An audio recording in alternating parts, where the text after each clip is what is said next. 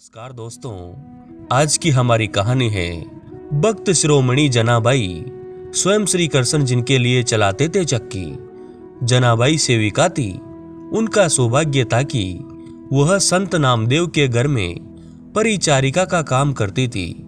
पानी भरना, झाड़ू लगाना, बर्तन मांजना, कपड़े धोना और चक्की पीसना उसका नित्य कार्य था। संत के घर में हमेशा भगवान का भजन कीर्तन होता था। भक्ति की अविरल सरिता बहती थी। धीरे धीरे जनाबाई भी इस सरिता में स्नान करने की अव्यस्त हो गई। मन और प्राणों के द्वार खुल गए। भक्ति का प्रवाह अंदर तक होने लगा। अब तो जनाबाई के मुख ही नहीं, प्राणों से भी पवित्र भगवान नाम का निरंतर उच्चारण होने लगा। एक बार एकादशी के दिन संत नामदेव के यहाँ भक्त मंडली जमा हुई थी। पूरी रात भगवान विठल का नाम कीर्तन चलता रहा। दिन भर व्रत के चलते जनाबाई ने अन्न ग्रहण नहीं किया था। भक्त जन कीर्तन करते रहे और एक कोने में बैठकर जनाबाई प्रेमासु बहाती रही। आखिरकार भजन खत्म हुआ और जनाबाई घर लौट गई।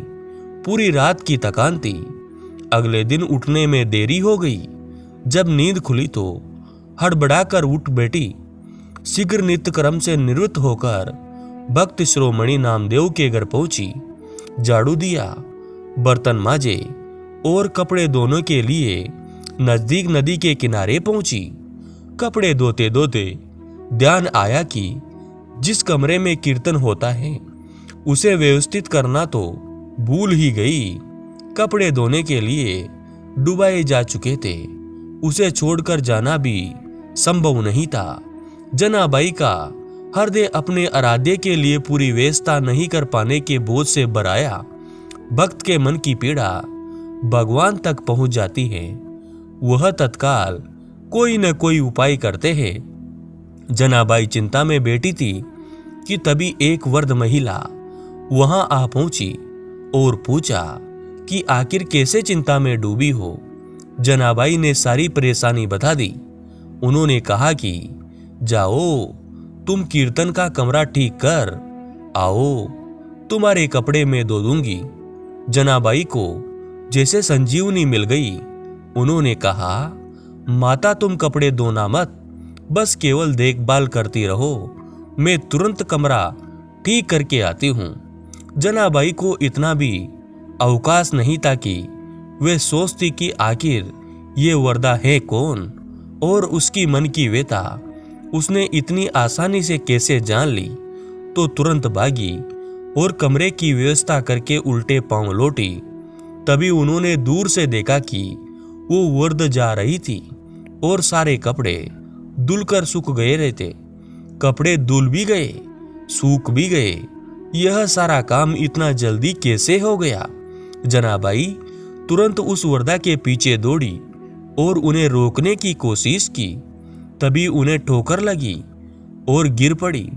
थोड़ी देर के लिए दृष्टि ओझल हुई और वृद्धा नजरों के आगे से विलुप्त हो गई।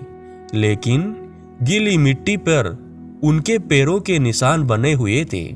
जनाबाई तुरंत जाकर वापस लौटी। भक्त नामदेव जी के यहाँ सभी भक्त जमा थे। उन्होंने यह घटना सभी को सुनाई। सभी ने आकर पैरों के उस निशान के दर्शन किए। उस मंडली में बड़े बड़े संत और महात्मा थे। वे तुरंत पहचान गए कि ये तो साक्षात महामाया के पांव के निशान हैं। नामदेव ने कहा, जनाबाई तुम धन्य हो जिसके लिए स्वयं महामाया ने आकर कपड़े धोए हैं। इस घटना के बाद से जनाबाई की दशा ही विचित्र हो गई। वह भक्ति भी इतनी लीन हो गई कि उनके रोम रोम से हर समय पवित्र भगवान नाम निकलने लगा। फिर तो ये रोज की कहानी हो गई। घर के काम काज करते करते जनाबाई विठल हो जाया करती। नटखट नागर प्रभु विठल ऐसे की समय की प्रतीक्षा में बैठे रहते। जैसे ही जनाबाई भक्ति और प्रेम में अपनी सुध-बुध खोती थी, भगवान आकर उनकी जगह काम करने लगते थे। कभी चक्की पीस दी, कभी कुछ दूसरा काम कर दिया। जब जनाबाई का भावावेश खत्म होता तो उन्हें दिखता कि काम तो हो चुका है। इन्हीं घटनाओं का वर्णन करते हुए मराठी कवियों ने लिखा है, जनी संग दलीले, यानी करुणामय प्रभु जनाबाई के साथ चक्की पीसते थे। गीता में भगवान ने इसीलिए कहा है। भक्त शिरोमणि नामदेव ने बिटल के लिए जो अभंग लिखे हैं उनमें जनाबाई का नाम अमर है। कई जगहों पर जनाबाई का संत नामदेव की छोटी बहन भी बताया गया है। बात सिर्फ इतनी है कि जनाबाई के प्रेम में भगवान बिटल चाकरी तक करते थे।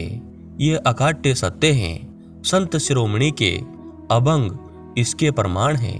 दोस्तों, आपको ये सुंदर कहानी कैसी लगी? अगर अच्छी लगी तो हमारे YouTube चैनल को जरूर सब्सक्राइब कीजिए और ज़्यादा से ज़्यादा शेयर कीजिए। धन्यवाद दोस्तों।